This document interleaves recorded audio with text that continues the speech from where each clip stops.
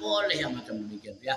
Lihat dakwahnya Rasulullah sallallahu alaihi wasallam ya, bil hikmah wal mau'izatil hasanah. Inilah yang disampaikan oleh Rasulullah sallallahu alaihi wasallam. Jadi jangan pernah kita berputus asa asal kita dalam hati kita masih tetap ada la ilaha illallah. Sebab saya yakin yang namanya hati nurani itu tidak bisa dibohongi ya. Dari bahasa Indonesia ya hati nurani. Dari bahasa Al-Qur'an itu basiroh ya. Basiroh hati kecil ya.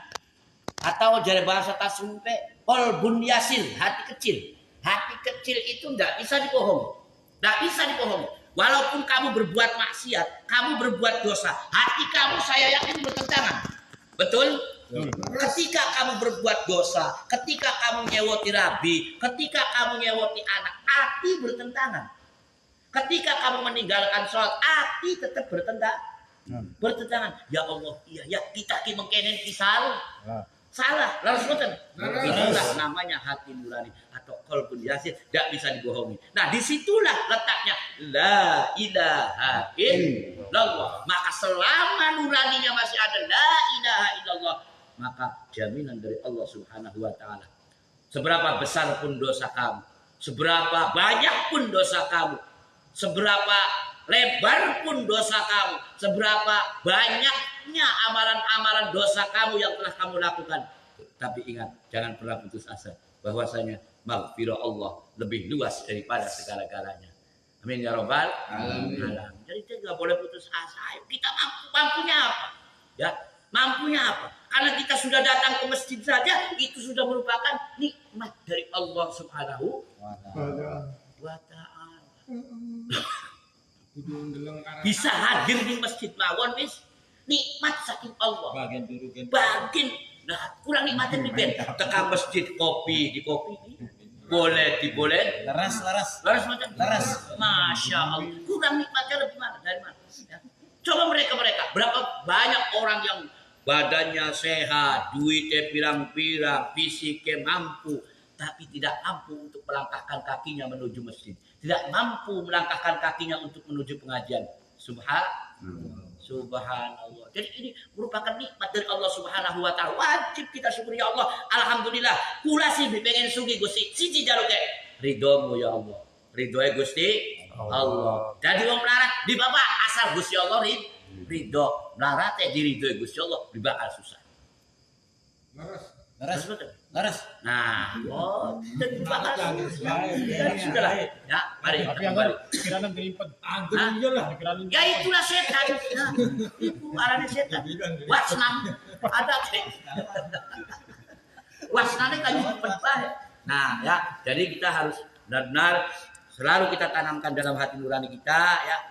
Jangan hilang la ilaha illallah. Adapun kita makan, ya bakal sholat ya Allah, ya sholat maghrib, ya sampai tekan jam 6 itu ada arah di kamu masih belajar.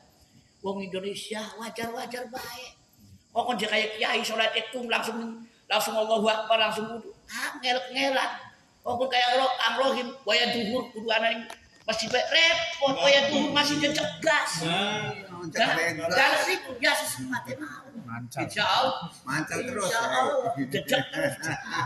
Karena sama-sama ibadah ya, luru duit ya ibadah niate kanggo nafakoi anak ibadah bae sabilillah maning. Bukan ala sabilillah kang nyata. Konon sehingga jare keterangan sing sapa wong esuk-esuk betu sing umah niate luru nafkah kanggo anak rabi maka dosae diampurani Gusti Allah Subhanahu wa taala. Wong mau pada karo mlaku arep nuju perang sabilillah kada bae. Jadi lamun tabrakan jepret tekan model ka sahid.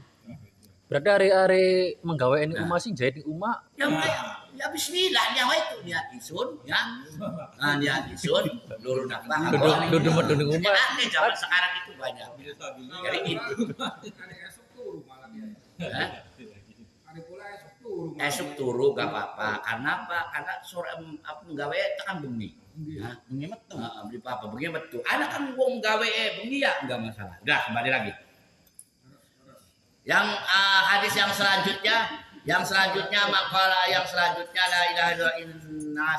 Sapa wong kang maca kalimat la ilaha illallah lan duwe nglakoni 1000 atau 1.000.000 keblesakan.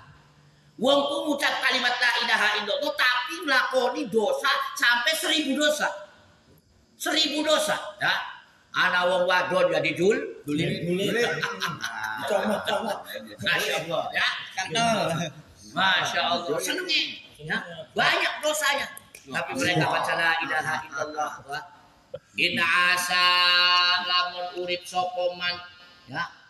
Kalau orangnya itu hidupnya sampai 1000 tahun dan menjalankan dosa selama 1000 tahun itu dia terus berbuat dosa, tapi ketika kalimat akhirnya la ilaha illallah, maka ingat kata Rasulullah SAW, Allah tidak akan menanyakan dosa-dosa Anda. Allah tidak akan menghitung dosa-dosa Anda. Dosa-dosa Anda lenyap ketika Anda bisa mengucapkan di akhir kalimatnya la ilaha illallah. Gampang boten? Gampang, ya. Jadi gampang, sebenarnya enak, mudah kita itu, ya. Selalu diberi kemudahan oleh Allah Subhanahu wa taala. Baik kadang-kadang kita wis dipai mudah, wis dipai gampang, wis dipai enak, masih ake nganyang. Terus boten masih ake nganyang. Gusti reamku masyaallah gal bengi oraina Gusti, kula unggal bengitan tangi sholat hajat, sholat tahajud, tapi nang apa Gusti yang belarate bilang-bilang. Tapi nang apa Gusti, kula kudu sugi-sugi utang ya bilangin.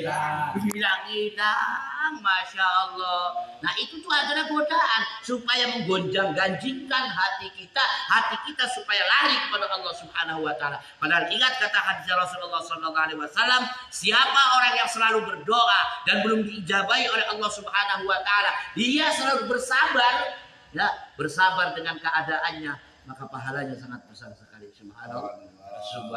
Terus dan terus continue berdoa kepada Allah Subhanahu wa taala. Kata Imam kata dalam satu keterangan dikatakan bahwasanya doa itu pasti diijabah oleh Allah Subhanahu wa taala. Cuman anak kalane Gusti Allah ngijabahi ning dunya, anak kalane Gusti Allah ngijabahi ning akhirat. Bukan Gusti Allah ngijabah di dunya, bukan sampai ada di kuat dan yang kau bukan di akhirat. Pasti diijabah di mata Allah Subhanahu wa taala. Jadi ketika kita berdoa, kita harus optimis bahwa pasti doa kita ini akan diterima oleh Allah Subhanahu wa taala dan diijabah oleh Allah Subhanahu wa taala. Optimis saja, udah. Oke? Optimis thinking. Nah, begitu. Jadi siapa walaupun kita dosanya banyak, ini dikatakan alpun sayyi'ah, walaupun itu 1000 kejelekan kita jalankan, banyak kita dosa dilakukan, ya, sama tetangga, sama orang lain, tapi ketika kita sama Allah juga kita banyak berdosa, tapi ketika kita di akhir hayatnya bisa mengucapkan kalimat la ilaha illallah, maka semua dosa yang pernah kita lakukan tidak dihitung oleh Allah Subhanahu wa taala. Makanya ayo kita latih lidah kita supaya terbiasa mengucapkan kalimat la ilaha illallah. Dan barang siapa lagi orang yang mengucapkan kalimat la ilaha illallah, wa qala sallallahu alaihi wasallam man qala la ilaha illallah Muhammadur Rasulullah marratan wa qarra wa ikanat mithla sabil bahri. Dan barang siapa orang yang mengucapkan kalimat la ilaha illallah, maka dia akan diampuni dosanya oleh Allah Subhanahu wa taala walaupun dosanya sebanyak busa di lautan. Busa di lautan. Tahu sendiri lautan banyak busanya enggak?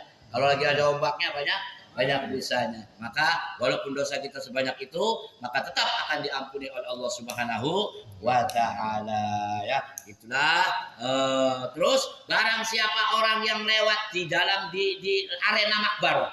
Kita lewat di arena makbar. Terus kita baca kalimat la ilaha illallah wahdahu la syarika lah lahul mulku wa lahul hamdu yuhyi wa yumiitu wa huwa hayyun la yamutu biyadihil khair wa huwa ala kulli syai'in qadir. Kalau baca itu kita lewat di makbarah, di kuburan, lewat baca kalimat itu, maka Allah Subhanahu wa taala akan memberikan penerangan dalam kuburnya orang tersebut. Ya, ketika kita ziarah kepada orang tua lalu kita baca la ilaha illallah, maka Allah akan memberikan penerangan di dalam kuburnya tersebut ya.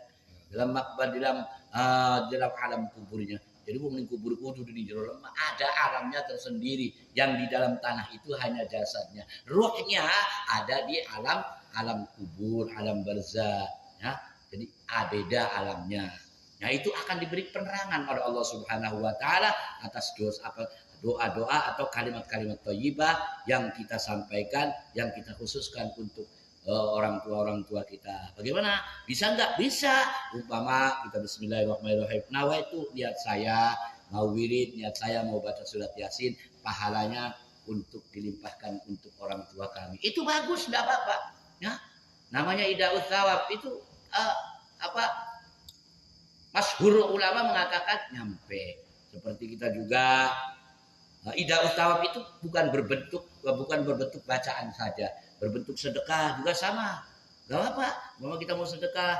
Ya Allah, saya mau sedekah kepada sedekah anak yatim yang pahalanya diberikan untuk orang tua saya. Atau juga ada namanya sholat liuntil mayyit. Ya, sholat yang pahalanya